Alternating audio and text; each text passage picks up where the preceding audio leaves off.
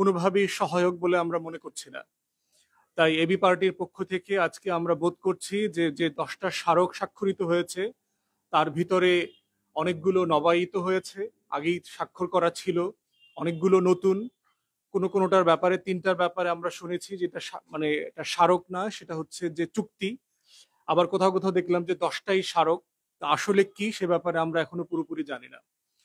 2-3টা স্মারকের ব্যাপারে আমাদের বেশি কনসার্নিং মনে হয়েছে। তার ভিতর একটা হচ্ছে আমাদের সমুদ্র সীমার ব্যাপারে, যে সো কল্ড ব্লু ইকোনমির সাথে পার্টনারশিপ করার ব্যাপারে যে স্মারকটা স্বাক্ষরিত হয়েছে। দ্বিতীয় যে ব্যাপারে আমরা কনসার্ন সে বিষয়টা হচ্ছে ডিজিটাল সিকিউরিটির ব্যাপারে। আমাদের টোটাল যে সাইবার স্পেস আছে, আমাদের ইন্টারনেট, মোবাইল, এই নেটওয়ার্কিং সিস্টেম, এটার কোঅপারেশনের ব্যাপারে এখানে আলাপ করা হয়েছে। আমাদের স্পেস নিয়ে এখানে একটা স্মারক স্বাক্ষরিত হয়েছে।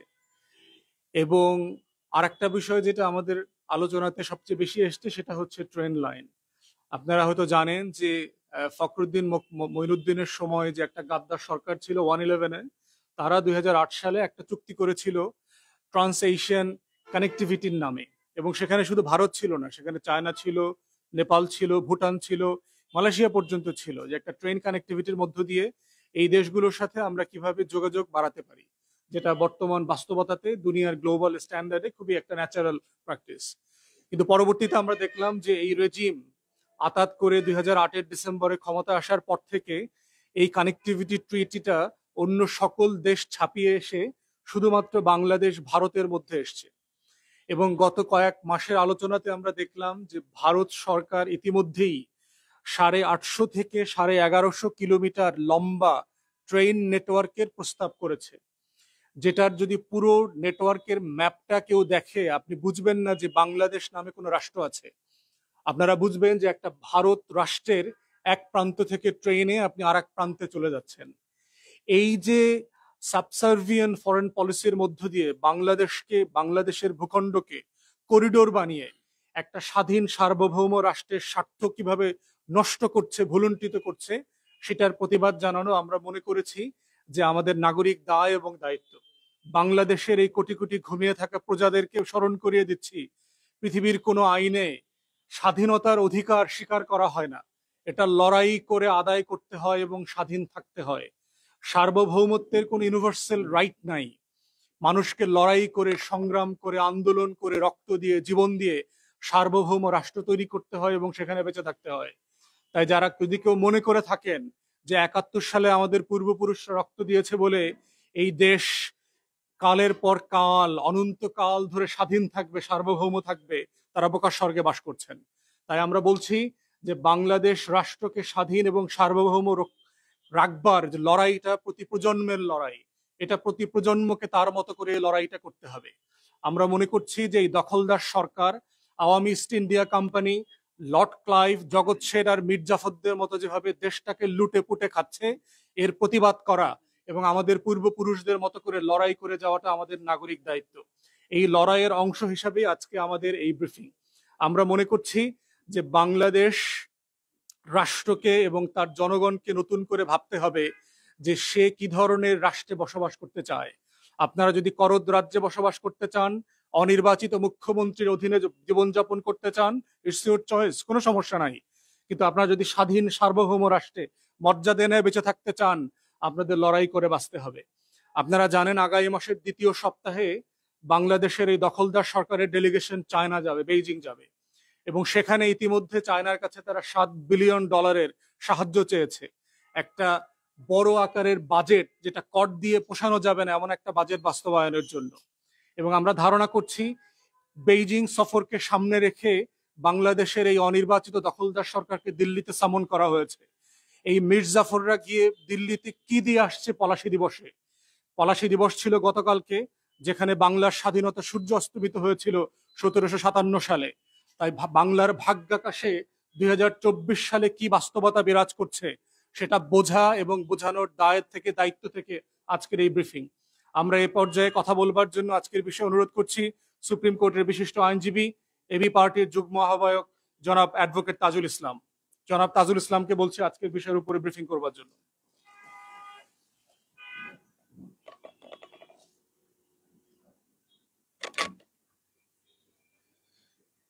বিসমিল্লাহির রহমানির রহিম। প্রিয় দেশবাসী, আজকে আমার বাংলাদেশ পার্টি এবি পার্টির পক্ষ থেকে আমরা যে সংবাদ ব্রিফিং আয়োজন করেছি, পেছনের ব্যানার থেকে আপনারা দেখতে পাচ্ছেন যে অন্যায্য চুক্তি হয়েছে ভারতের সাথে, এবং এই চুক্তির মাধ্যমে মূলত বাংলাদেশের পক্ষ থেকে দিল্লির কাছে এক ধরনের দাসখত দিয়ে আসা হয়েছে। রাজনৈতিক দলের দায়িত্ব হচ্ছে বাংলাদেশের স্বাধীনতা সার্বভৌমত্ব রক্ষার ব্যাপারে বাংলাদেশের মানুষকে সচেতন করা। স্বাধীনতা সার্বভৌমত্ব যেটা অনেক রক্তের বিনিময়ে, সংগ্রামের বিনিময়ে একটা জাতি অর্জন করে, সেই স্বাধীনতার সার্বভৌমত্বকে কোনো সরকার যদি বিপন্ন করে, কোনো রাষ্ট্রের কাছে বন্ধক দিয়ে আসে, দাসখত দিয়ে আসে, রাজনৈতিক দলগুলোর দায়িত্ব হচ্ছে সেটার বিরুদ্ধে জনগণকে জানানো, প্রতিবাদ করা এবং সেটা রুখে দেয়া। শুধু প্রতিবাদী নয়, দেশ এবং জাতিকে রক্ষার জন্য যে কোনো ধরনের ন্যায়সঙ্গত সংগ্রাম করার দায়িত্ব প্রতিটি নাগরিকের আছে।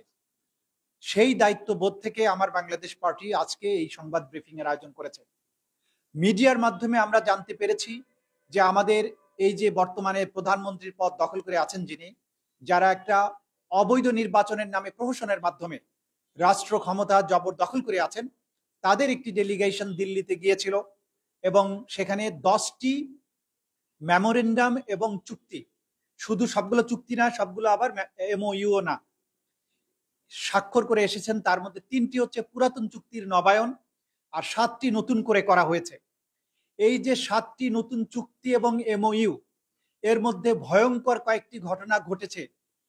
প্রথম বিষয় হচ্ছে যে যখন একটা রাষ্ট্র আরেকটি রাষ্ট্রের সাথে এই ধরনের স্পর্শকাতর বিষয়ে কোনো চুক্তি করতে যাবে, সেইটা রাষ্ট্রের স্বার্থ কতটুকু রক্ষিত হচ্ছে, সার্বভৌমত্ব কতটুকু রক্ষিত হচ্ছে কি হচ্ছে না, সেই বিষয়ে জাতিকে অবহিত করা সরকারের দায়িত্ব ছিল। বাংলাদেশের জনগণকে সম্পূর্ণ অন্ধকারে রেখে এই ধরনের চুক্তি স্বাক্ষর করা হয়েছে। এবং সবচাইতে আশ্চর্যের বিষয় হচ্ছে আমাদের মিডিয়া, যাদের দায়িত্ব ছিল প্রশ্ন করে জানা যে কি বিষয়ে কি চুক্তি এবং কি আন্ডারস্ট্যান্ডিং আপনারা করে এসেছেন, যতগুলো রিপোর্ট প্রাইম মিনিস্টারের এই সফরে এবং চুক্তির ব্যাপারে হয়েছে, একটা রিপোর্টেও এই চুক্তি এবং মেমোরেন্ডাম অফ আন্ডারস্ট্যান্ডিং এর বিষয়বস্তুর উপরে কোনো ধরনের রিপোর্ট করা হয়নি। আমাদের সাংবাদিকতার জগৎ, আমাদের দেশের সাংবাদিকরা যে দেশপ্রেমের পরিচয় দিতে পারছেন না, এটা তার একটা উদাহরণ হতে পারে। ডিজিটাল পার্টনারশিপ এগ্রিমেন্ট নামে প্রথম এগ্রিমেন্টটা হয়েছে 1 নম্বর এগ্রিমেন্ট। এই ডিজিটাল পার্টনারশিপ এগ্রিমেন্ট আপনারা জানেন যে এই যে আমরা ইন্টারনেট ব্যবহার করি বা আমাদের ইন্টারনেট গেটওয়ের প্রশ্ন আছে, ইনফরমেশন গেটওয়ের প্রশ্ন আছে, এই গেটওয়ের মাধ্যমে গোটা দুনিয়ার সাথে আমরা কানেক্টেড থাকি। সেই কানেক্টিভিটির প্রশ্নে সেই যে তাদের যে গেটওয়ে গুলোর নিয়ন্ত্রণ, সেগুলো ভারতের কাছে। তাদের সাথে কি ফর্মে, কি টার্মস এন্ড কন্ডিশনে আপনারা চুক্তি করে এসেছেন, জাতি এটা জানতে চায়। তা না হলে আপনারা ইতিমধ্যেই জেনেছেন যে একজন পুলিশ অফিসার স্পর্শকাতর তথ্য ভারতের কাছে বিক্রি করে অনেক টাকার মালিক হয়েছেন, পালিয়েছেন এখন। এইভাবে গোটা জাতির স্পর্শকাতর সমস্ত ডিজিটাল তথ্য এই চুক্তির মাধ্যমে আমাদের প্রতিবেশী প্রবল পরাক্রান্ত একটি পরাশক্তি, তারা যাদের সাথে আমাদের আচরণ বন্ধুত্বপূর্ণ নয়। কেন বলছি? ভারত বাংলাদেশের সবচেয়ে বৃহৎ প্রতিবেশী, বন্ধুত্বপূর্ণ দেশ বলে আমরা বলি, কিন্তু তাদের আচরণ কিন্তু বন্ধুত্বপূর্ণ নয়। প্রতিদিন তারা সীমান্তে গুলি করে মানুষ মারে, আমাদেরকে ন্যায্য আন্তর্জাতিক নদীর হিস্সা যে পানি সেটা তারা দেয় না, আমাদেরকে গণতন্ত্র রক্ষা করতে দেয় না, আমাদেরকে এখানে গণতন্ত্র হরণ করে স্বৈর শাসককে বসিয়ে রাখার ব্যাপারে চেষ্টা করে, আমাদের ক্রমাগত আমাদের উপরে চেপে বসে আমাদেরকে সাবসার্ভিয়েন্ট বানানোর জন্য তারা ক্রমাগত প্রচেষ্টায় লিপ্ত। এমন একটি দেশের সাথে এমন স্পর্শকাতর কি চুক্তি করে আসলেন, সেটা জাতিকে জানানো হলো না, পার্লামেন্টকে জানানো হলো না। দেখুন, আমাদের সংবিধানের 145-এর ক অনুচ্ছেদে বলা হয়েছে আন্তর্জাতিক চুক্তি হলে সেটা পার্লামেন্টে প্লেস করতে হবে। অতীতের অভিজ্ঞতা বলে আওয়ামী লীগ কখনো কোনো আন্তর্জাতিক চুক্তি করে এসে পার্লামেন্টে সেটা উপস্থাপন করেনি। পার্লামেন্টের সদস্যরা নিয়ে প্রশ্ন করছেন না। যাদেরকে এমপি নামক যে পুতুলগুলো পার্লামেন্টে গিয়ে বসে আছে, তারা একটি প্রশ্ন উত্থাপন করেনি যে কি চুক্তি করা হলো। যে জনগণের পক্ষে সার্বভৌমত্ব রক্ষার জন্য পার্লামেন্টে আইন প্রণয়ন এবং এই সমস্ত স্বার্থ দেখার দায়িত্ব যে পার্লামেন্টের সদস্যদের, প্রত্যেকটা আওয়ামী লীগ সরকারের মুখের দিকে তাকিয়ে আছে, একটা প্রশ্ন তারা উত্থাপন করতে পারেনি। এবং রাজনৈতিক দলগুলো, বৃহত্তর পরিসরে যে সমস্ত রাজনৈতিক দল আছে, আমরা অবাক হয়েছি এই রাজনৈতিক দলগুলো এই বিষয়গুলো নিয়ে প্রশ্ন তুলছেন না। ডিজিটাল পার্টনারশিপ এগ্রিমেন্টের মাধ্যমে জাতির সমস্ত স্পর্শকাতর তথ্যের ব্যাপারে কি অঙ্গীকার বা কি চুক্তি আপনারা করে এসেছেন, জাতিকে জানাতে হবে। আমাদের বিশাল আশঙ্কা এখানে আছে। দ্বিতীয় চুক্তিটা করেছেন গ্রিন পার্টনারশিপ এগ্রিমেন্ট, আমরা জানি না যে এটার মধ্যে কি আছে। থার্ড হচ্ছে সমুদ্র সহযোগিতা এবং ব্লু ইকোনমি সংক্রান্ত মেমোরেন্ডাম অফ আন্ডারস্ট্যান্ডিং। আপনারা জানেন যে বর্তমান দুনিয়াতে সমুদ্র সীমা এবং সমুদ্রের যে সম্পদ সেইটা নিয়ে রাষ্ট্রগুলো ক্রমাগত লড়াই করছে, এবং আমাদের এই সম্পদটা সবচাইতে মূল্যবান সম্পদের একটা, সমুদ্রে আমাদের অ্যাক্সেস এবং সমুদ্রের নিচে যে সম্পদ আছে সেটা, এইটা নিয়ে আন্তর্জাতিক আদালতে বাংলাদেশকে মামলা করতে হয়েছে। ব্লু ইকোনমির নামে আপনি এইখানে ভারতকে অবাধ অ্যাক্সেস দিচ্ছেন কিনা, যেটা আমাদের সার্বভৌমত্বের বিরুদ্ধে যাবে, সেই বিষয়টি কি জাতির সাথে সামনে আপনাদেরকে স্পষ্ট করতে হবে। কারণ যে রাষ্ট্রের সাথে আপনি এই চুক্তিটা করেছেন সেই রাষ্ট্রের অতীত যে ইতিহাস, তারা দেখেন বিভিন্ন জায়গায় যে করদ রাজ্যগুলো সৃষ্টি করেছে, পরবর্তীতে দখল করেছে, সেই ক্ষেত্রে তারা এরকম আন্ডারস্ট্যান্ডিং এর মাধ্যমে, এগ্রিমেন্টের মাধ্যমে প্রথমে ঢুকেছে, সুই হয়ে ঢুকেছে, পরবর্তীতে ফাল হয়ে বেরিয়ে হয়েছে। গোয়া, দমন, দিউ, হায়দ্রাবাদ, সিকিম, এবার সেভেন সিস্টার্স পূর্বাঞ্চলীয় অরুণাচল, আসাম, এগুলো তো ভারতের অংশ ছিল না। বিভিন্ন ছলনায়, বিভিন্ন চুক্তি, মেমোরেন্ডাম আন্ডারস্ট্যান্ডিং এর মাধ্যমে এই সমস্ত জায়গায় ঢুকে পরবর্তীতে সেগুলো ভারতের অন্তর্ভুক্ত করে নেওয়া হয়েছে। যে ভারতের কোনো প্রতিবেশী রাষ্ট্রের সাথে সাথে সুসম্পর্ক নেই, সেই রকম একটা রাষ্ট্রের সাথে আপনি যে মেমোরেন্ডাম অফ আন্ডারস্ট্যান্ডিং করছেন, চুক্তি করছেন, তার মাধ্যমে রাষ্ট্রের সমস্ত কিছু তাদের কাছে বন্ধক দেওয়া হচ্ছে কিনা আমরা জানি না, বন্ধক আপনি দিয়েছেন কিনা, কিন্তু আমাদের আশঙ্কা যে বন্ধক আপনি হয়তো দিয়েছেন। দিয়েছেন কি দেননি, জাতির সামনে এটা পরিষ্কার করুন। এটা হচ্ছে রাজনৈতিক দল হিসাবে, নাগরিক হিসাবে প্রত্যেকটা মানুষের পক্ষে আমরা এই দাবি জানাচ্ছি। কারণ এই প্রাইম মিনিস্টার নিজে বলেছিলেন যে ভারতকে আমরা যা দিয়েছি ভারত চিরদিন তা মনে রাখবে। আপনি ভারতকে সবকিছু দিয়ে দেওয়ার এই যে মানসিকতা, ক্ষমতায় অবৈধভাবে আপনাকে রাখার বিনিময়ে, সুতরাং আপনি দেশের সবকিছু যে জলাঞ্জলি দিয়ে আসেন নাই, এটা আমরা কি করে বুঝবো? আমরা এই জন্য বলছি এটাকে জাতির সামনে পরিষ্কার করতে হবে। আরেকটা সাংঘাতিক রকমের স্পর্শকাতর জিনিস নিয়ে তারা হাত দিয়েছেন, সেটা হচ্ছে ইন্ডিয়ান ইন স্পেস এবং বাংলাদেশের ডাক এবং টেলিযোগাযোগ মন্ত্রণালয়ের সাথে চুক্তি হয়েছে। স্যাটেলাইটের মাধ্যমে আমাদের এই ভূখণ্ডের প্রত্যেকটা ইঞ্চিকে মনিটর করা, এবং সেই বিষয়ে তারা চুক্তি করেছেন।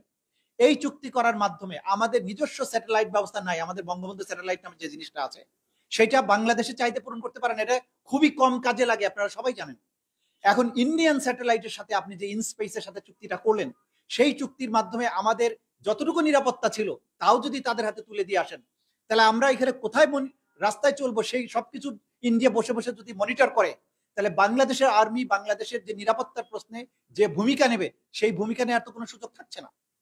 এরপরে আরেকটা চুক্তি করেছে defence service command and staff কলেজের সাথে, ভারতীয় সংস্থার সাথে যে চুক্তি করা হয়েছে। আপনি আর্মির মতো একটা স্পর্শকাতর বিষয় নিয়ে চুক্তি করলেন। কি চুক্তি করলেন?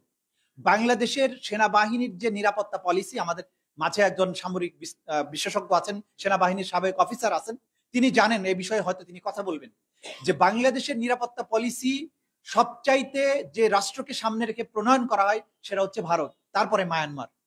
যে রাষ্ট্রের পক্ষ থেকে স্বাধীনতার সার্বভৌমত্ব সবচাইতে বেশি হুমকির মুখোমুখি হতে পারে সেটা হচ্ছে ভারত। সামরিক বাহিনী এবং সমরাস্ত্র, এই সব কিছুকে সেই রাষ্ট্রকে সামনে রেখে সাজানো হয়।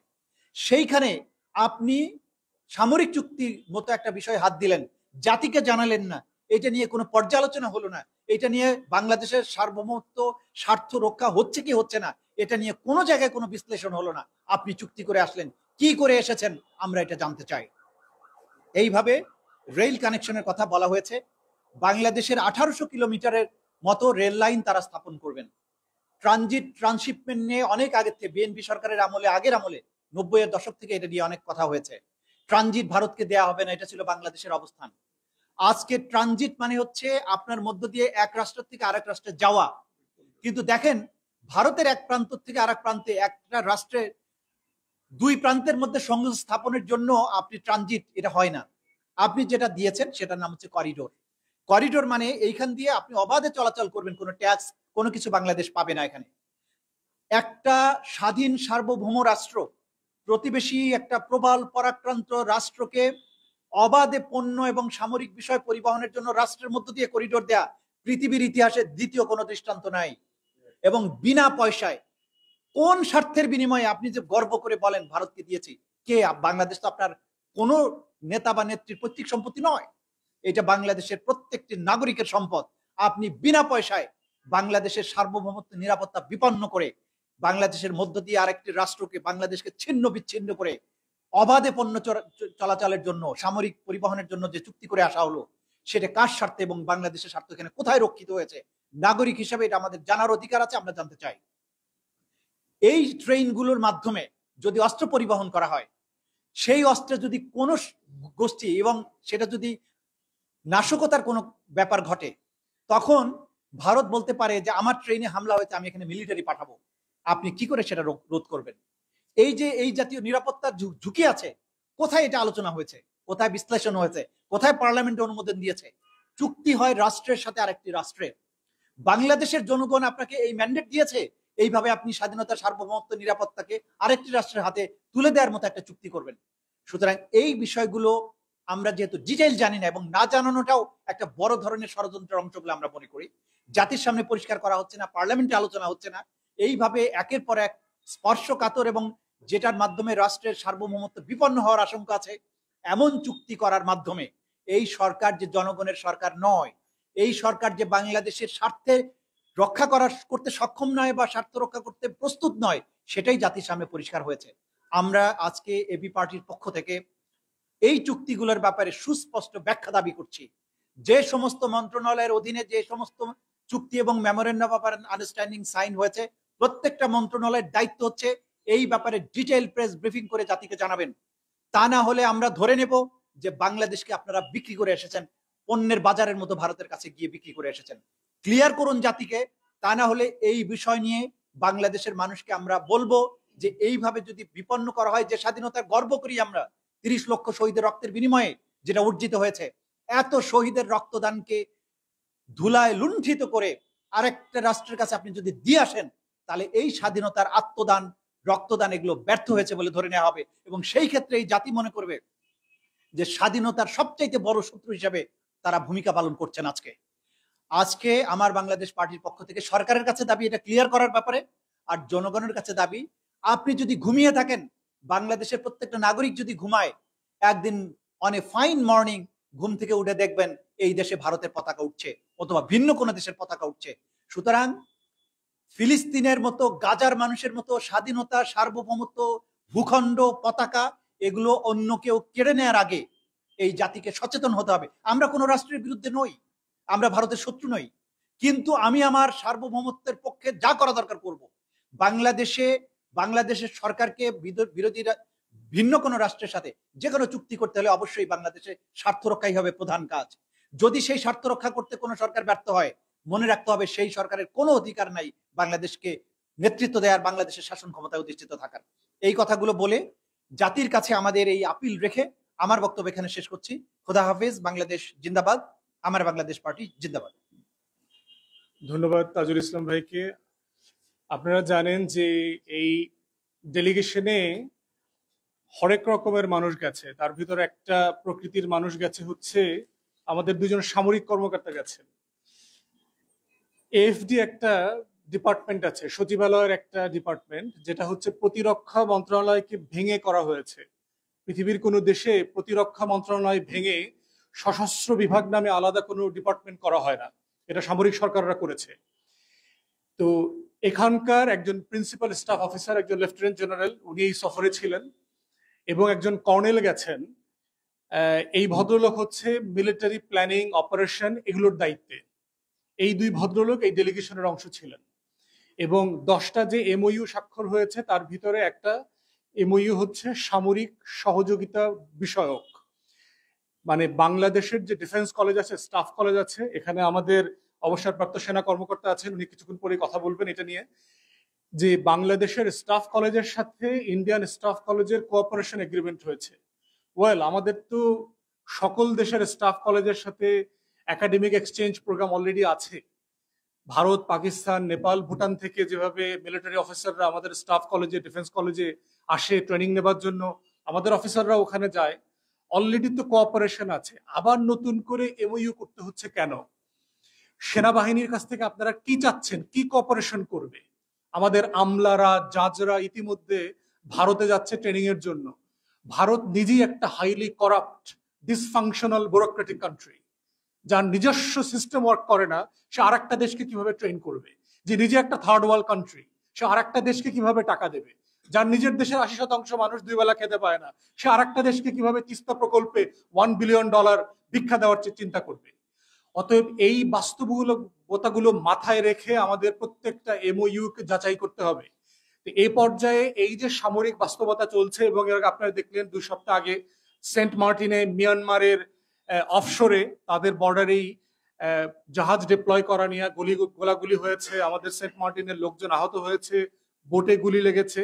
তো এখানে আমাদের 2জন সাবেক সামরিক কর্মকর্তা আছেন, এবি পার্টির কেন্দ্রীয় নেতা, রিসেন্টলি যিনি দলে জয়েন করেছেন, অবসরপ্রাপ্ত সেনা কর্মকর্তা লেফটেন্যান্ট কর্নেল দিদারুল আলম ভাইকে আমি অনুরোধ করব, এবং তারপরে প্রফেসর ডাক্তার মেজর অবসরপ্রাপ্ত আব্দুল হক মিনার ভাই কথা বলবেন এই সামরিক বিষয়গুলো নিয়ে। প্রথমে দিদার ভাই, তারপরে মিনার ভাই।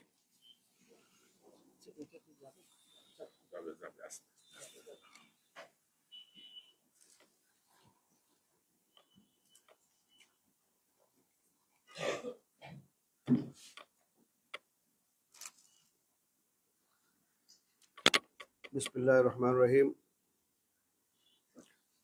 প্রিয় দেশবাসী এবং উপস্থিত সাংবাদিক ভাই বোনরা, এতক্ষণ আমাদের কেন্দ্রীয় নেতৃবৃন্দরা যে ব্রিফিংটা দিলেন, আমি তার সাথে কিছু সাপ্লিমেন্ট করতে চাই। প্রথম কথা হলো এমইউ এবং চুক্তি। আপনারা জানেন, দেশবাসী সাধারণ মানুষ যেহেতু আমাদের খুব সবাই বেশি উচ্চশিক্ষিত নয়, সাধারণ জনগণের কথা বলছি, তারা অনেক সময় বুঝে না যে এমইউটা কি বা চুক্তিটা কি। চুক্তিটা হলো যেই সংবিধানে বলা হয়েছে যদি অন্য একটা দেশের সাথে আমাদের স্বার্থ সংশ্লিষ্ট বিষয়ে কোনো লেনদেনের বিষয় থাকে, সেটা দেশবাসীকে জানানোর জন্য পার্লামেন্ট আলোচনা করতে হয়। এটা সাংবিধানিক বাধ্যবাধকতা আছে। একটু আগে আমাদের যৌন আহ্বায়ক ব্যারিস্টার তাওদুল সাহেব যারা বললেন, কিন্তু এই পর্যন্ত বাংলাদেশের যতগুলো চুক্তি সরকার করেছে, একটা চুক্তিও জনগণের কাছে সম্পূর্ণরূপে প্রকাশ করা হয়নি। তাই সংবিধানকে তারা লঙ্ঘন করছেন। দেশবাসীকে জানতে হবে এই যে লঙ্ঘনের বিরুদ্ধে আমাদের প্রতিবাদ। আপনারা চুক্তি করতে পারবেন, দেশের মালিক আমরা, আমাদেরকে জানাতে হবে। আমাদেরকে না জানিয়ে রাতের অন্ধকার আপনি বিদেশের সাথে চুক্তি করবেন আর দেশের স্বার্থ জলাঞ্জলি দিবেন, দেশবাসী কখনো মানবে না। এই বিপাটির মাধ্যমে জনগণকে সাথে নিয়ে আমরা এটার তীব্রভাবে আন্দোলন গড়ে তুলব। এটা হলো 1 নম্বর। তালপট্টি আমরা হারিয়েছি। 2014 সালে থেকে শুরু করে পরবর্তী সময়ে যখন ইন্টারন্যাশনাল কোর্ট অফ জাস্টিসে এই মামলা যায়, বাংলাদেশের কোনো সিটিং জাজ সেখানে ছিল না। দেশবাসীকে জানতে হবে সেই সময়ে মামলাটা আমরা পরিচালনা করলাম কেন। ওই কোর্টে আমার জানা মতে তখন ভারতীয় 3 জন সিটিং জাজ, 19 জন বা 25 জন বা 17 জনের মধ্যে আমাদের একজন জাজও ছিলেন না। আমাদের জাজ যদি না থাকে, সেই মামলা আমরা ইন্টারন্যাশনাল কোর্ট অফ জাস্টিসে কেন নিলাম? এর মধ্যে কি হলো, তালপট্টি নামক যে দ্বীপটা বঙ্গোপসাগরে আসছিল, যেটা বাংলাদেশের প্রায় 1/3 জায়গার পরিমাণ, সেই জায়গাটাকে আমরা ভারতের কাছে চিরদিনের জন্য আমরা বিক্রি করে দিলাম। কিভাবে গেল? যে নদীর সীমানা ধরে এটা নির্ধারিত হওয়ার কথা ছিল। আমাদের দেশ বিভাগ হয়েছে 1947 সালে একবার, 1971 সালে একবার। 14 সালের ম্যাপ, 1971 সালের ম্যাপ আর 1947 সালের ম্যাপ এক নয়। নদীর যেই প্রবাহ থাকে, সেই নদীর প্রবাহ ধরেই এই সীমানা নির্ধারিত হয়। তারা আমাদেরকে বাধ্য করেছে 2014 সালে যেই সীমানার নদীর প্রবাহ ছিল, ভারত ও বাংলাদেশের মাঝখানের যে নদী, সেই নদীর প্রবাহ ধরে যদি আমরা সীমানাটা নির্ধারণ করি, তাহলে পুরো তালপট্টি ভারতের কাছে চলে যায়। অর্থাৎ এইখানে আমাদের নেভাল শিপ ছিল, এইখানে আমাদের সেনাবাহিনী ছিল। আমরা এক সময় ইয়াং অফিসার অবস্থার মধ্যে সেখানে আমাদের সৈনিকেরা প্রাণ দিয়েছে। আমরা সেটাকে প্রতিরক্ষার অংশ করে আমাদের ম্যাপে আমরা করেছি। কিন্তু এই সরকার অবৈধভাবে এই অনির্বাচিত সরকার আজকে এই ইন্টারন্যাশনাল কোর্ট অফ জাস্টিসে গিয়ে একটা লিগ্যাল সিস্টেমের মধ্য দিয়ে তালপট্টিটাকে আমরা ভারতের কাছে মেরিন করে দিলাম।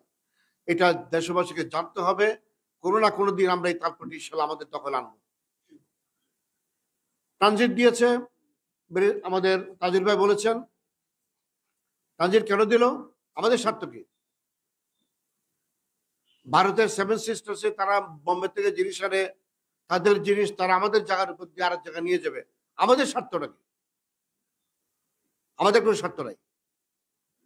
আমাদের সমস্যাটা হচ্ছে অন্য জায়গায়। এই ট্রানজিটের নাম করে তারা যদি কোনো আণবিক সাহায্য পাঠায়, হয়তো বাংলাদেশের মানুষ মেনে নেবে, কিন্তু সেখানে যে কোনো অস্ত্র গোলাবারুদ ঢুকে পড়ে, এমন কোন গোলাবারুদ ঢুকে পড়ে, এমন কোন অস্ত্র শস্ত্র ঢুকে পড়ে যেটা দেশের সার্বভৌমত্বের জন্য আঘাত হবে, আমরা কিন্তু কিছু জানি না। ভারতের একদিকে আমাদের বর্ডার দিয়ে ঢুকছে, ওটা বর্ডার দিয়ে বেরিয়ে যাচ্ছে। আমরা না করতে পারছি কোনো চেক, না করতে পারি কোনো কাস্টম, না করতে পারি কোনো ধরনের তার উপরে কোনো সার্ভিলেন্স। কিছু করার জন্য আমাদের কোনো হুকুম নাই। আমরা কি এটা মানতে পারি? দেশবাসীর কাছে প্রশ্ন রাখলাম, এটা মানার কোনো সুযোগ নাই। আমরা মানব না, আমরা মানতে পারি না। আপনারা জানেন বাংলাদেশ এবং ভারতের মধ্যে আমাদের 54টা আন্তর্জাতিক নদী আছে। বাংলাদেশে একসময় আপনারা যদি পুরনো ইতিহাস দেখেন, দেখবেন 1000-এর উপরে আমাদের নদী ছিল, ছোট বড় মিলে 1000-এর উপরে। আর 54টা ছিল আছে আন্তর্জাতিক নদী, যেটা কোনোটা চায়না থেকে হয়ে আসছে, কোনোটা নেপাল থেকে হয়ে আসছে, কোনোটা ভারত হয়ে, অথবা এটা অন্য দেশ ঘুরে আবার বাংলাদেশে ঢুকেছে। এই 54টা নদীর মধ্যে 54টার মধ্যে তারা বাদ দিয়েছে। অথচ আন্তর্জাতিক আইন আছে, সেটা হলো যে আন্তর্জাতিক যদি কোনো নদী চলমান থাকে, সেই নদীর পানিকে আপনি বাধাগ্রস্ত করতে পারেন না। আন্তর্জাতিক আইন, সে আইনকে ভারত তোয়াক্কা না করে আমাদেরকে সুস্থ মস্কে আমরা পানি পাই না। আমাদের অসংখ্য আমাদের জনমানুষ কষ্ট থাকে, আমাদের নদীগুলো শুকিয়ে গেছে, মাছ নাই, এবং আমরা চাষাবাদ করতে পারছি না। প্রত্যেকটা নদীর মধ্যে তারা বাদ দিয়েছে। এই সরকার এই প্রতিবাদটা তারা করে নাই। আন্তর্জাতিক আদালত যদি যাওয়া লাগতো, তারা এই বিষয়টা নিয়ে প্রথম তাদের যাওয়া উচিত ছিল। সেটা নিয়ে তারা গেল না, আর তারা এমন বিষয় নিয়ে গেল যার মাধ্যমে তাৎপর্যকে আমরা হারালাম। ডিফেন্স সার্ভিসেস যে চুক্তির কথা ব্যারিস্টার ফুয়াদ বললেন, আমি সেটারও প্রতিবাদ জানাই। চুক্তি হতে পারে, সামরিক বাহিনীর বিষয়ে দুই দেশের মধ্যে প্রশিক্ষণ সম্প্রতি বজায় রাখার জন্য বিভিন্ন ধরনের চুক্তি হয়। অনেকগুলো চুক্তি আমি বিডিআরে যখন চাকরি করেছি, আমার লেভেলে সেক্টর কমান্ডার হিসেবে সেই চুক্তি আমরা স্বাক্ষর করেছি। করা যায়, করার বিধান আছে, কিন্তু কথা হলো কি চুক্তি আপনি করবেন দেশের মানুষ জানলো না। সামরিক বাহিনীর মতো স্পর্শকাতর বিষয় নিয়ে আপনি ভারতের মতো দেশের সাথে, একটা আগ্রাসী দেশের সাথে আপনি চুক্তি করলেন, আর সেই চুক্তির মধ্যে কি লেখা আছে জনগণ জানলো না। কে অধিকার দিয়েছে আপনাকে? কে আপনাকে সে ক্ষমতা দিয়েছে? দেশের মানুষ আপনাকে দিকে ভোট দেয় নাই, অন্যদিকে আপনাকে ম্যান্ডেট দেয় নাই। সেই চুক্তি করার আগে যদি আপনি মিডিয়ার মাধ্যমে জনগণকে জানাতেন যে আমি এই বিষয়ে চুক্তি করতে চাই, জনগণকে আমি বলতে চাই, জনগণ জানুক, পার্লামেন্টে ডিবেট হোক, পার্লামেন্টারি কমিটিতে আলোচনা হোক, পার্লামেন্টে এটা সিদ্ধান্ত হোক, তারপর আমি চুক্তি করতে যান, আমাদের আপত্তি নেই। কেউ কিছু জানলো না। আপনি এই সকল বিষয়ে চুক্তি করবেন না, স্পষ্টকাত বিষয়ে মানুষের মধ্যে সন্দেহ তৈরি হয়, মানুষের মধ্যে আতঙ্ক তৈরি হয়। এই সকল চুক্তি থেকে বিরত থাকার জন্য আমি সরকারকে অনুরোধ করছি, আপনারা যেই সকল চুক্তি করার জন্য চায়নাতে যাচ্ছেন, ভারতের অনুমোদন নিয়ে আপনারা চায়নাতে যাচ্ছেন, কি চুক্তি করবে সেটাও আমরা জানি না। মিডিয়াতে কি আসছে আর আমরা কি করে আনবেন কিছু আমাদের জানা নাই। আমরা জানতে চাই, before you make this deed, দেশবাসী জানতে চাই। এবি পার্টির মাধ্যমে জনগণকে আমরা বলতে চাই, আপনারা সোচ্চার হন, আমাদের ভয়েস রেজ করুন, পথে ঘাটে ময়দানে আপনারা বলুন কি চুক্তি করতে যাচ্ছেন, আমাদেরকে জানান। $7 বিলিয়ন আপনি চায়না থেকে চাচ্ছেন, কিসের বিনিময়ে?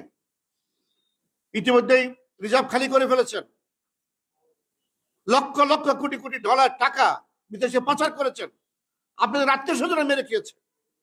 একটা পর একটা মিডিয়ার মধ্যে সেগুলো আসছে। আমরা তীব্র প্রতিবাদ জানাই। আবার এখন চায়নাতে যাচ্ছেন $7 বিলিয়ন চুক্তি করার জন্য।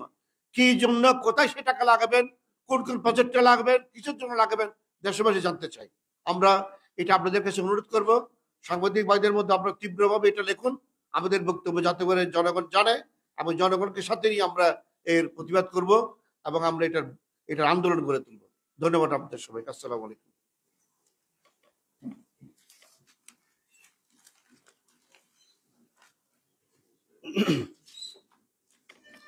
বিসমিল্লাহির রহমানির রহিম। প্রিয় দেশবাসী, সাংবাদিক বন্ধুরা, আসসালামু আলাইকুম। আপনারা ইতিমধ্যেই জানলেন যে এবি পার্টির পক্ষ থেকে যে প্রেস ব্রিফিং হচ্ছে, সেটা এই দখলদার সরকার, অনির্বাচিত সরকার, এই দামি সরকার ভারতীয় অতি সম্প্রতি যে চুক্তি করেছে, সেই চুক্তিগুলো যে কতটা দেশ ধ্বংসীকারী এবং দেশদ্রোহী টাইপ, সেইটা আপনাদের সামনে তুলে ধরা হলো। ভারতের সাথে চুক্তিটা আসলে এরকম, একটা বহুল প্রচলিত কথা আছে যে তোমার টাকা আমার টাকা, আমার টাকা আমার টাকা। এই চুক্তির মূলত এরকম, যে চুক্তি হোক না কেন, বঙ্গবন্ধু শেখ মুজিবুর রহমান স্থপতি নাকি বাংলাদেশের, উনি 72-এ চুক্তি করেছেন, 25 বছর মেয়াদী চুক্তি। আপনারা ওইগুলো যদি পড়ে থাকেন দেখবেন যে কয়টা এটা আমাদের পক্ষের, কয়টা ভারতের পক্ষে। 74 সালে আপনারা বেরুবাড়ি এবং আঙ্গুরপোতা দহগ্রামের নাম শুনেছেন। যেহেতু এটা এখন আর আলোচিত হয় না, এই জন্য তো অনেকেই জানেনও না। এটা কথা ছিল, এটা শেখ মুজিব জীবিত অবস্থায় চুক্তি হয়েছিল যে বেরুবাড়ি যে গ্রামটা, ভিলেজটা পুরোটা ভারতকে দিয়ে দেওয়া হবে। এর বিনিময়ে যে করিডোরটা আছে আঙ্গুরপোতা দহগ্রাম ভিলেজে যাওয়ার জন্য, আমার সৌভাগ্য হয়েছে ওখানে যাওয়ার, 3 বিঘা করিডোর। সেই 3 বিঘা করিডোরে ওখানে ওইটা আমাদেরকে দিয়ে দেওয়া হবে। বেরুবাড়ি কিন্তু দিয়ে দেওয়া হয়েছে, কিন্তু এই 3 বিঘা করিডোর কিন্তু আমরা পাইনি। অনেক কষ্টের পরে ওখান থেকে প্রতি সপ্তাহে 1 দিন কি 2 দিন বাজারঘাট করার জন্য 10,000 মানুষ এই বাংলাদেশের অরিজিনাল ভূখণ্ডে আসতো, বাজারঘাট করে যেত, আবারও 1 সপ্তাহ খেত। পরবর্তীতে অনেক দিনবার অনেক আলোচনা পর্যালোচনা হওয়ার পরে এখন 23 ঘন্টা, দিনে 23 ঘন্টা ওইটা ওপেন থাকে, আর 1 ঘন্টা ওরা ওদের ফ্ল্যাগ ওড়ায়। ওই যে 3 বিঘা করিডোরটা ওইটা ওদের দখলে, যখন যা ইচ্ছা তাই করে। যখন করোনা ছিল একবার গিয়েছি, ফ্লাডের পরে একবার গিয়েছিলাম, তারপরে আমরা ত্রাণ সামগ্রী নিয়ে গেছি, কম্বল নিয়ে গেছি, ওখানে কোনো হাসপাতাল নাই, চিকিৎসা দিতে গিয়েছিলাম। অবর্ণনীয় একটা অবস্থা। ওর পাই দিয়ে তিস্তা নদী বাংলাদেশে প্রবেশ করে। কাজেই ভারতের সাথে যত চুক্তি হোক না কেন, এই চুক্তিগুলো যখন বৈধ সরকার ছিল তখনই কিন্তু কিছু করতে পারি না। আর এইটা হচ্ছে কি, এইটা হচ্ছে এক ধরনের প্রেম প্রীত। যারা প্রেম করে তারা কিন্তু মাথা উঁচু করে হাঁটে না, তারা হুট করে রিক্সা তারপরে চলাফেরা করে, ওই কোনা কাঞ্চিতে বসে কথা বলে, ওই কোকিলের ডাক দেয় আর উনি চলে যায়, গিয়া যা ইচ্ছা তাই দেশে কেন দিচ্ছে, যে এই যে সরকার, অবৈধ সরকার তাকে এখানে বসিয়েছে যে এবং প্রোটেকশন দিয়েছে, সেই জন্য। এটা খুবই ইজি, সিম্পল কথা।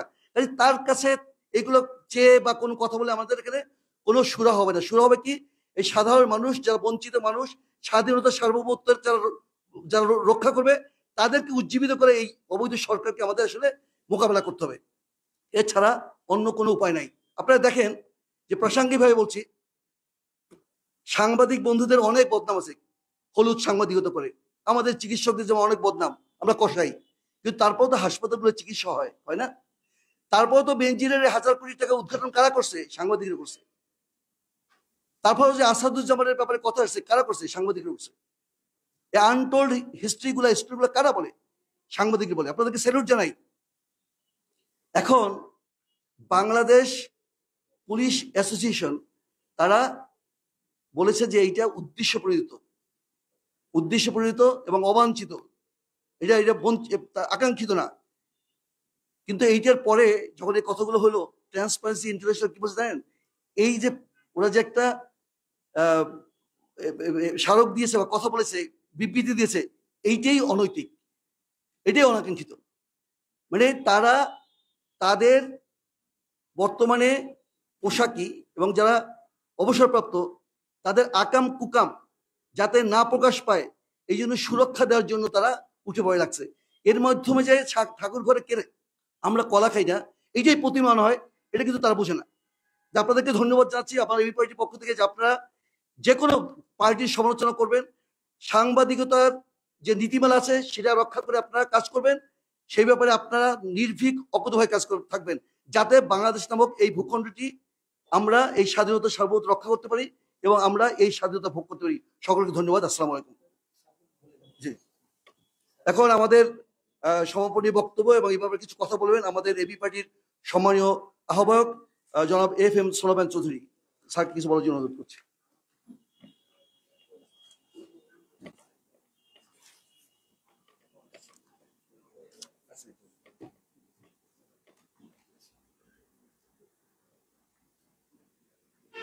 প্রিয় দেশবাসী, সাংবাদিক বন্ধুগণ, আমার বাংলাদেশ পার্টির পক্ষ থেকে আপনাদেরকে অভিনন্দন জানাচ্ছি। বিশেষ করে সাংবাদিক বন্ধুগণকে অভিনন্দন জানাচ্ছি। বাংলাদেশের সম্পদ লুটকারী লোকজনদের অবৈধ সম্পদের বিবরণী পর্যায়ক্রমে তারা গণমাধ্যমে প্রকাশ করে বাংলাদেশের মানুষকে জাগিয়ে তুলেছেন। অভিনন্দন সাংবাদিক বন্ধুরা। আর অনির্বাচিত জবরদখলকারী সরকার আমাদের প্রতিবেশী রাষ্ট্রে গিয়ে আমাদের স্বার্থ জলাঞ্জলি দিয়ে বিভিন্ন রকম চুক্তি করে যাচ্ছে, ভারতকে অন্যায় সুবিধাগুলি দিয়ে যাচ্ছে এবং তারা নিজেরা চিরকাল ক্ষমতায় থাকার ফন্দি ফিকির করে যাচ্ছে।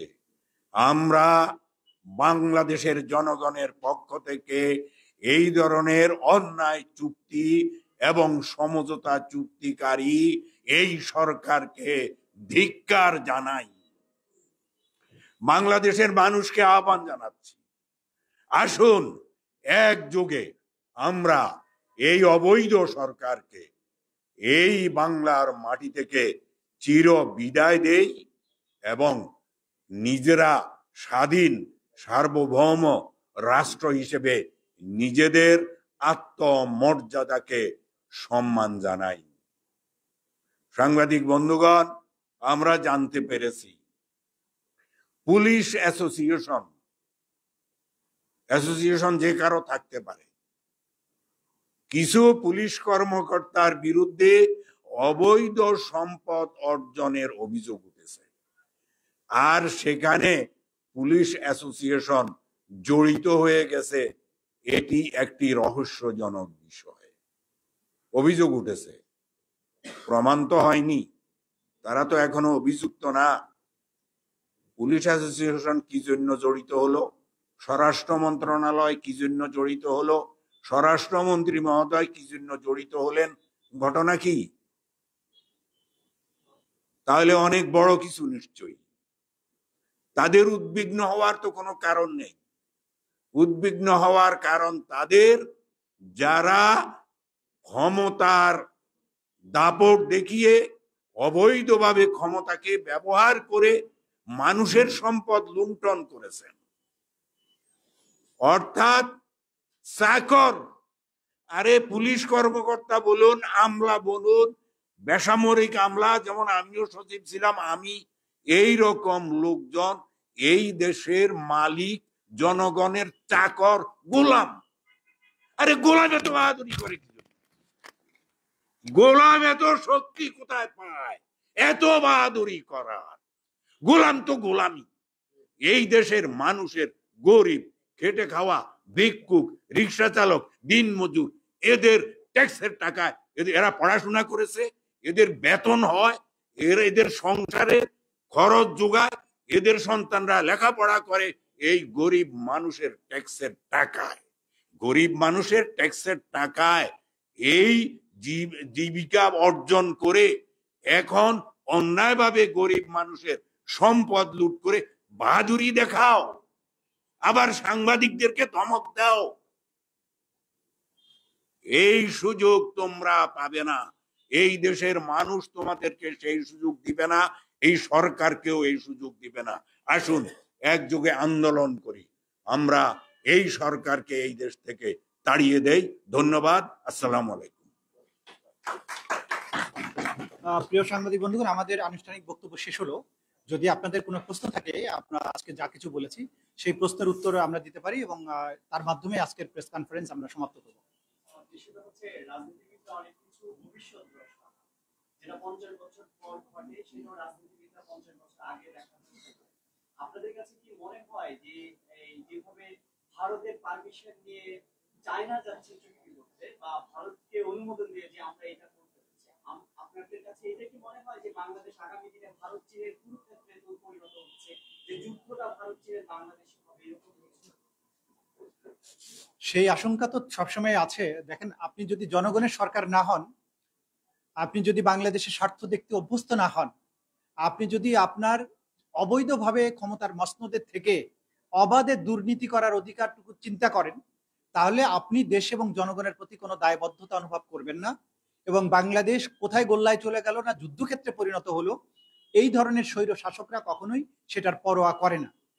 আমরা যেটা দেখছি, বর্তমানে যারা ক্ষমতায় আছেন তারা নিজেরা ক্ষমতায় থাকার জন্য এইভাবে বৃহৎ পরাশক্তিগুলোকে টেনে টেনে বাংলাদেশে নিয়ে আসছেন, বাংলাদেশের উপরে খবরদারি করার সুযোগ দিচ্ছেন, এবং বাংলাদেশ যেন একটা ভোগের সামগ্রী, নানান শক্তি এসে কাড়াকাড়ি করা শুরু করবে, এবং এই কাড়াকাড়ি করতে গিয়ে বাংলাদেশ যুদ্ধক্ষেত্রে পরিণত হলো, গ্লোবাল যুদ্ধক্ষেত্রে পরিণত হলো কিনা এটা তারা চিন্তাই করছেন না। কিন্তু এটা বাংলাদেশের স্বাধীনতা সার্বভৌমত্বের জন্য একটা বিরাট অশনি সংকেত। আমরা অবশ্যই আশঙ্কা করি যে তারা যদি এই ধরনের অপতৎপরতা থেকে বিরত না হন, বাংলাদেশ অবশ্যই একটা গ্লোবাল যুদ্ধক্ষেত্রে পরিণত হতে পারে, বৃহৎ শক্তিগুলোর স্বার্থের লড়াইয়ের জায়গায় পরিণত হতেই পারে, এবং বাংলাদেশ সেটা ইতিমধ্যেই হয়েছে বলে আমরা দেখতে পাচ্ছি। তিস্তা প্রকল্পে বাংলাদেশে ইনভেস্ট করতে চায় না রাজি, যেটা বাংলাদেশের ইন্টারেস্টের জন্য দরকার, সেখানে ভারতের কারণে আপনি সেই ইনভেস্টমেন্ট নিতে পারছেন না। তো আমার ইন্টারেস্টকে জলাঞ্জলি দিয়ে দুইজনের মধ্যে, ভারতের যেহেতু মনে করে তাদের এখানে স্বার্থ রক্ষা হবে না, ভারত বাধা দিচ্ছে ভারতের স্বার্থে, আর আমি আমার স্বার্থে সেটি নিতে পারছি না চায়নার কাছ থেকে। ইতিমধ্যেই বাংলাদেশ এই ধরনের যুদ্ধক্ষেত্রে পরিণত হয়ে গেছে। এইটা যাতে ভবিষ্যতে আরো বেশি খারাপ পর্যায়ে না যায়, সেজন্য এখনই রুখে দাঁড়াতে হবে, এটাই হচ্ছে আমাদের বক্তব্য। জি, ধন্যবাদ। আরেকটা প্রশ্ন করি তো, হচ্ছে 100 কোটি দেশের 100 বা 100 কোটি দেশের মানুষের মুখ্যমন্ত্রী হওয়া ভালো নাকি 25 কোটি দেশের প্রধানমন্ত্রী হওয়া, কোনটা আপনার কাছে বেটার হবে? সেটা তো বাংলাদেশের মানুষ 71 সালে এটা সমাধান দিয়ে দিয়েছে, এবং 47 হয়ে গেছে। অতএব বাংলাদেশের মানুষ 47 সালে এবং 71 সালের দুইটা লড়াইয়ের মধ্য দিয়ে তারা যে রাষ্ট্র করেছে, সেটার মধ্য দিয়ে এই প্রশ্নের উত্তর দিয়েছে যে আমরা একটা স্বাধীন রাষ্ট্র সার্বভৌমভাবে বাঁচিয়ে রাখার জন্য করেছি, এবং এটা থাকবে। এবং এটা কারো দান সদ্গার মাল হিসাবে আসে নাই, এটা রক্ত দিয়ে কিনতে হয়েছে এই দেশটাকে। এবং বাংলাদেশের মানুষ, বাঙালিরা ভুলে যায় নাই 1757 সালের সেই মির্জাফরের ইতিহাস, ঘসিটে বেগমদের ইতিহাস। অতএব যেই রক্ত দিয়ে বেইমানি করে দেশ হারানো হয়েছিল, সেটা লড়াই করে রক্ত দিয়ে আবার দেশটাকে উদ্ধার করতে হয়েছে। অতএব উত্তর খুব পরিষ্কার, বাংলাদেশ রাষ্ট্রের স্বাধীনতার সার্বভৌমত্ব বিক্রি করা হয় নাই এবং করা হবে না। তাই দিল্লিকে আমরা বলছি, আপনি হাসিনার উপরে ভোট দিয়ে যা কিছু চান নিতে পারবেন, কিন্তু দীর্ঘমেয়াদে জনগণকে খেপিয়ে সেটা আপনি রাখতে পারবেন না। আপনার নিজের ইতিহাস থেকে আপনি শেখেন, শ্রীলঙ্কার দিকে তাকান, যাচ্ছে তাই করেছেন শ্রীলঙ্কাতে, তামিলদেরকে ফান্ডিং করে অস্ত্র দিয়ে দেশকে অরাজক করে ফেলছিলেন। সেই শ্রীলঙ্কাতে আপনাদের অবস্থা কি আজকে? নেপালের দিকে তাকান, যে নেপালের শতভাগ ব্যবসা বাণিজ্য সবকিছু আপনারা নিয়ন্ত্রণ করেছেন, সে নেপাল আজকে আপনাদেরকে 2 পয়সার দাম দেয় না। মালদ্বীপের দিকে তাকান, আপনার সেনাবাহিনীকে সেখান থেকে বের করে দেওয়া হয়েছে, মিলিটারি বেস। তাহলে আপনার প্রতিবেশীর দিকে আপনি তাকান যে আপনার এই ফরেন পলিসি গুলো ওয়ার্ক করছে না। So for God's sake, come back to your common sense. এই জন্য দিল্লিকে বলছি, বাংলাদেশের 20 কোটি মানুষের সাথে বেইমানি করে শুধুমাত্র একটা করদ রাজ্যের মুখ্যমন্ত্রীর উপর ভরসা করে যদি আপনারা মনে করেন যে আপনারা 800 কিলোমিটার রাস্তা, 1000 কিলোমিটার রাস্তা বাংলাদেশের বুকের উপর দিয়ে চলে যাবেন, বোকার স্বর্গে বাস করছেন। শুধু বাংলাদেশের আভ্যন্তরীণ রাজনীতি দেখেন, এখানে ট্রেন পোড়ানোর রাজনীতি আছে বিএনপি আওয়ামী লীগের মধ্যে। স্লিপার খুলে ফেলা, ট্রেনের লাইন উঠাইয়া দেওয়া, আগুন দিয়ে ট্রেনের বগি পড়াইয়া দিয়ে মানুষ মেরা ফেলা, এই রাজনীতি বাংলাদেশে আছে। আপনি 800 কিলোমিটার রাস্তা ট্রেন নিয়ে যাবেন এখান থেকে নিরাপদে? এটা প্র্যাকটিক্যালি সম্ভব? বাংলাদেশের মানুষকে খুশি না করে একটা অগণতান্ত্রিক রাজ্যের সাথে, মুখ্যমন্ত্রীর সাথে চুক্তি করে? অসম্ভব ব্যাপার, হইতেই পারে না। কানেক্টিভিটি হইতেই পারে। আমিও নেপালে যেতে চাই শিলিগুড়ি দিয়ে, আমিও উত্তর দিনাজপুর হয়ে আমি ভুটানে যেতে চাই, আমার ট্রাক যেতে চায়, ব্যবসা করবে, পেঁয়াজ আনবে, বিদ্যুৎ আনবে। আপনিও বাংলাদেশের উপর দিয়ে যান, ত্রিপুরায় যান, কুমিল্লা হয়ে, আমার কোনো সমস্যা নাই। কিন্তু শুধু আপনি নেবেন, আমি কিছু পাবো না, আমি দেবো না, এটা তো চুক্তি হতে পারে না। আপনি বার্মা থেকে গ্যাসের পাইপলাইন নিয়ে যাবেন বাংলাদেশের উপর দিয়ে, কিন্তু বার্মা গ্যাস আবার আমাকে বিক্রি করতে পারবে না, সেটা কেমন কথা হলো? অতএব আমরা কানেক্টিভিটির বিপক্ষে না, কিন্তু সেই কানেক্টিভিটি মিউচুয়াল ইন্টারেস্টের উপর ভিত্তি করে হইতে হবে। এটা একপাক্ষিক হলে দিল্লিকে মনে রাখতে হবে আপনার নিজের ইতিহাস সাক্ষী, এটা আপনি ডিসফাংশনাল হয়ে যাবে, এটা আপনি মেনটেন করতে পারবেন না। চুক্তি শেষ না, লং টার্মে এই স্বার্থ ধরে রাখাটা হলো বড় চ্যালেঞ্জ। এই জন্য আমরা বলছি যে আমাদের রক্তাক্ত স্বাধীনতার ইতিহাসকে কোনোভাবে ছোট করবেন না। আমরা রক্ত দিয়ে দেশ স্বাধীন করেছি, কারণ দান সদগার বাংলাদেশ না, কোনোভাবে ছোট করবেন না। শেখ হাসিনা, শেখ পরিবার আর আওয়ামী লীগ বাংলাদেশ না।